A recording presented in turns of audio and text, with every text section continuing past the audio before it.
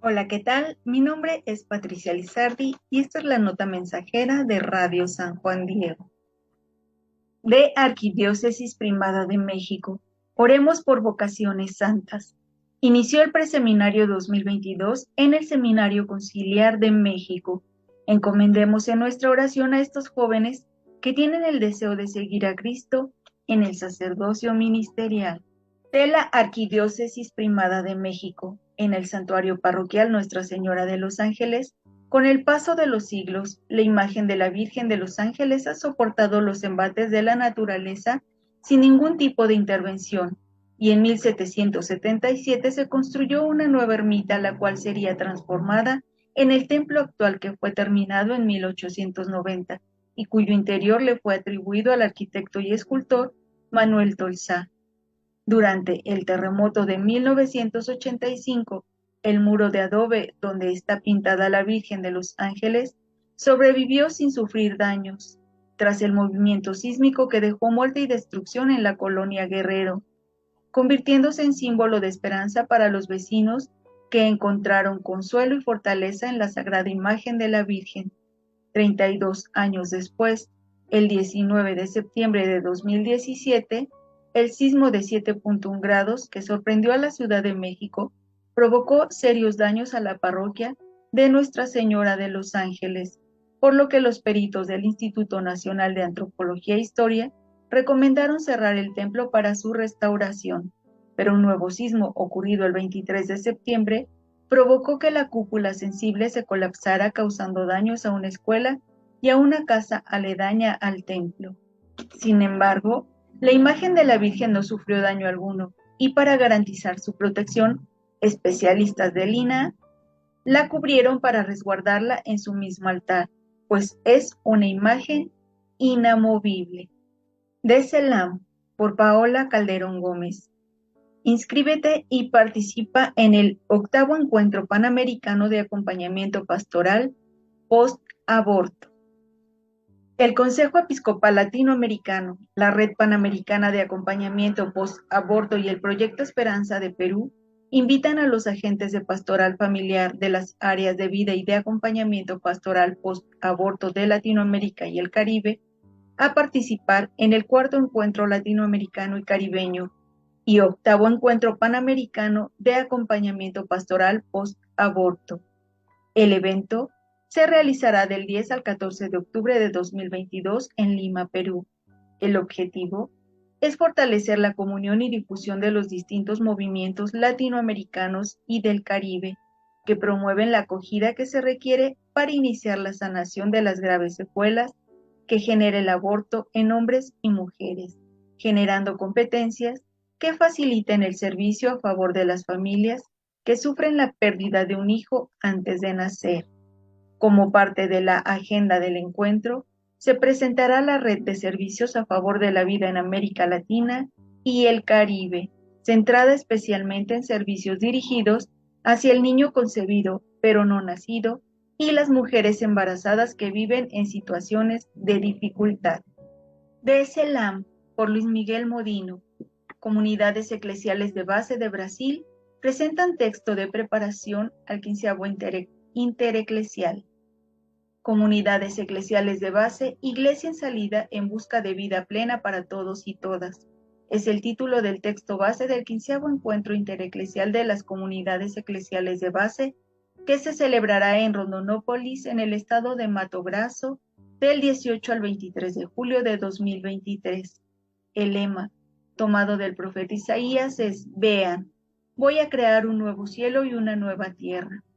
Un texto que, siguiendo la tradición latinoamericana, tiene como método el ver, juzgar y actuar. Un texto que quiere recoger la vida de un pueblo que, con la terquedad de la profecía, cree en una iglesia en salida, una iglesia pobre que camina con los pobres para alcanzar, caminando juntos, el reino de Dios. Esto es una iglesia en salida a las periferias, un elemento que es la base del tema del texto base. El lema se basa en esta terrible época de globalización capitalista neoliberal, en la que se nos compara con los pueblos que vivieron en el exilio. El ver quiere mostrar la realidad actual, lo que impide a las personas tener una vida digna y cuáles son las dinámicas estructurales responsables de las crisis. El juzgar, desde un punto de vista bíblico, teológico y pastoral, muestra horizontes de esperanza alimentados por el río de la utopía, el río del rito. Reflexionando sobre las comunidades eclesiales de base, iglesia en salida, en la experiencia de la sinodalidad, mostrando elementos que deben estar presentes en las comunidades eclesiales de base: el cuidado de la casa común, la búsqueda del buen vivir, la búsqueda de la vida en plenitud para todos y todas, y la fuerza misionera. El actuar de las comunidades eclesiales de base se orienta hacia la creación de un nuevo cielo y una nueva tierra, planteando 21 preguntas y puntos de acción para avanzar en este camino, abordando diferentes realidades presentes en las comunidades eclesiales de base y en la sociedad actual. Todo ello en compañía de la Asamblea Eclesial de América Latina y el Caribe y del Sínodo de la Sinodalidad. De Vatican News por los pequeños y medianos empresarios. Este mes, el Santo Padre pide para que los pequeños y medianos empresarios duramente afectados por la crisis económica y social encuentren los medios necesarios para continuar su actividad al servicio de las comunidades en las que viven. El Papa Francisco elogia a los que con valor, esfuerzo y sacrificio invierten en la vida generando bienestar, oportunidades y trabajo. Entre los pequeños y medianos empresarios están incluidos los que regentan un comercio, un restaurante o un taller, pero también aquellos que se dedican a tareas de limpieza o transporte, los artesanos, entre tantos otros. Ellos son los que no salen en las listas de los más ricos y poderosos, y a pesar de las dificultades, crean puestos de trabajo manteniendo su responsabilidad social. El padre Frederick Fornos, director internacional de la Red Mundial de Oración del Papa, comentó a propósito de esta intención: las crisis que estamos viviendo son, como dice el Papa, un momento Noé, una oportunidad para construir algo diferente. En este sentido, son de gran importancia los pequeños y medianos empresarios, su fuerza creativa, su capacidad de aportar soluciones desde abajo. Sin ellos, no hubiera sido posible atravesar la crisis de COVID y siguen siendo necesarios ahora. Por eso es importante rezar por ellos. De Así Prensa, 2 de agosto, se recuerda al beato Augusto Czartoryski, el príncipe que se convirtió en salesiano. Cada 2 de agosto la Iglesia en Polonia conmemora al beato Augusto Czartoryski, sacerdote salesiano. Augusto renunció a su condición de príncipe para abrazar el sacerdocio de Cristo, siguiendo las huellas de 2 grandes santos, Don Bosco y San Rafael Kalinowski. Augusto nació cuando sus padres estaban en el exilio en París, el 2 de agosto de 1858. Su padre fue el príncipe polaco Ladislao Czartoryski y su madre la duquesa española María Amparo Muñoz y Borbón. A los 20 años, le escribió una carta a su padre en la que expresaba su inconformidad con la vida mundana y que ambicionaba no los tesoros de la tierra, sino los del cielo. Tal determinación era el resultado de un discernimiento vocacional en el que influyó su maestro Rafael Kalinowski, canonizado por el Papa San Juan Pablo II en 1991. Augusto, a los 25 años, pasaría por una experiencia decisiva, el encuentro con Don Bosco en París. Durante la misa, quedó impresionado por la reverencia de Don Bosco al celebrar y tomó al santo como modelo. El joven beato se descubrió más que nunca llamado a ser un salesiano. Luego de los años de preparación en los que se produjo la muerte de Don Bosco, el príncipe Czartoryski emitió sus votos en la Pía Orden de San Francisco de Sales, convirtiéndose así en salesiano. Más tarde, el 2 de abril de 1892, sería ordenado sacerdote. Debido a una enfermedad, la vida sacerdotal de Augusto duró apenas un año. Solo pudo servir durante ese tiempo en el municipio italiano de Alacio. Augusto murió el 8 de abril de 1893, sentado en un sillón que había usado alguna vez don Bosco. En la estampita de la primera misa que celebró, estaba escrito un fragmento del Salmo 83. Para mí, un día en tus atrios vale más que 1000 afuera. Bienaventurado quien vive en tu casa, siempre canta tus alabanzas.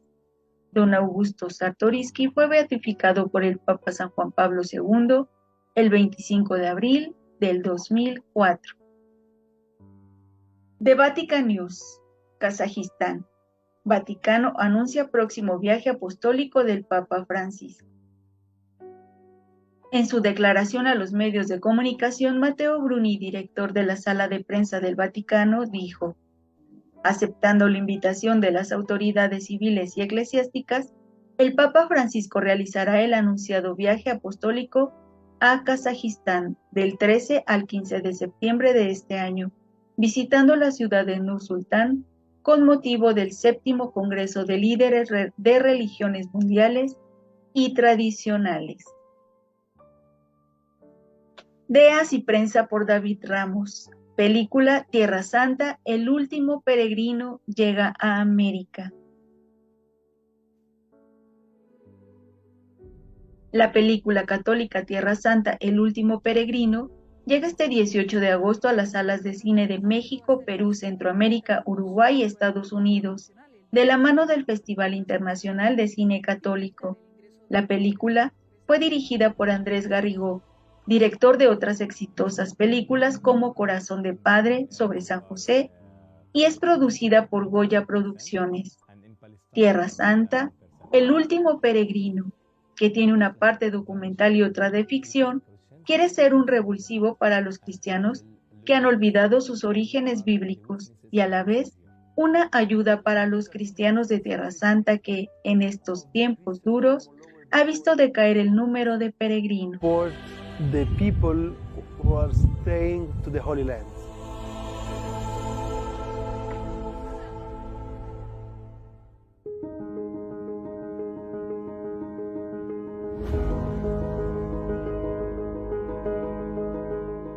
La Tierra Santa te lleva a revivir al mismo Cristo, a encontrarte con el mismo Cristo en persona.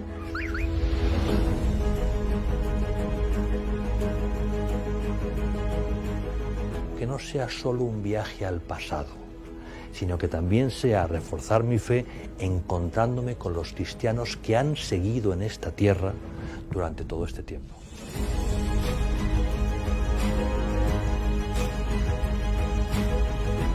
And I read also about the future for my kids. Entre los testimonios de este largometraje destaca el del padre mexicano Juan María Solana, cuya fama nos había llegado por ser el alma del proyecto Magdala y del descubrimiento de las ruinas de la sinagoga del siglo I. El padre Solana es un ejemplo de lo que se puede hacer para atraer peregrinos de todo el mundo a la tierra de Jesús, dijo Garrigó. Gaby Jacoba, directora del Festival Internacional de Cine, expresó su alegría por poder llevar a todo el continente americano la película. Es una película que nos recuerda este tesoro que tenemos, que es la Tierra Santa, la tierra de Jesús, del origen de nuestra fe. Es una película hermosísima que nos habla de la acción real de Dios en las personas. The Vatican News, por Alessandro De Carolis. Medjugorje, el Papa a los jóvenes. En vacaciones con Jesús, el corazón está en paz. El Papa se inspiró en el versículo del Evangelio de Mateo que da título al encuentro, para escribir a los chicos y chicas que desde ayer están en Medjugorje para el Festival de la Juventud 2022, que comenzó ayer en la ciudad mariana y que durará hasta el 6 de agosto. Vengan y aprendan de mí, dice Cristo a los apóstoles, y es una invitación, dice Francisco, a movernos, a no quedarnos quietos, congelados y asustados ante la vida, y a confiarnos a Él. Al confiar los jóvenes a María, el Papa Francisco recuerda su título de Estrella del Mar, el signo de esperanza en el mar agitado que, dice, nos guía hacia el puerto de la paz. En este momento, en pleno verano, concluye, el Señor te invita a ir de vacaciones con Él, en el lugar más especial que existe, tu propio corazón. De Vatican News, Guatemala, obispos exigen respeto a la libertad de prensa.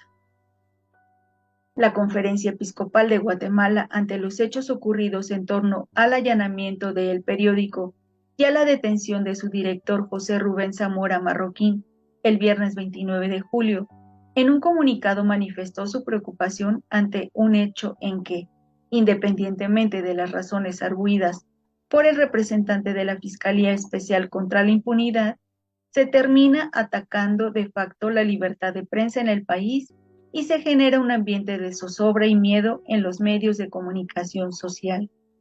La Conferencia Episcopal de Guatemala recuerda que luchar por el bien común, respetar la democracia y defender el Estado de Derecho constituyen prioridades para el Estado de Guatemala en sus distintos organismos, judicial, legislativo y ejecutivo.